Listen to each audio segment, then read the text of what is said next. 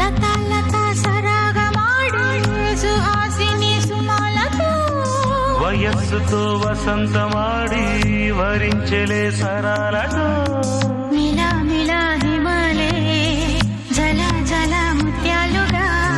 తళ తళ గళన తటిల్లత హారాలుగా చేతులు తాకిన కొండలకే చలనము వచ్చనులే ముందుకు సాగిన ముచ్చటలో మూవను పలికెనులే ఒక స్వర్గం తల వంచి ఇలా చేరే క్షణాలలో అందాలలో అహో మహోదయం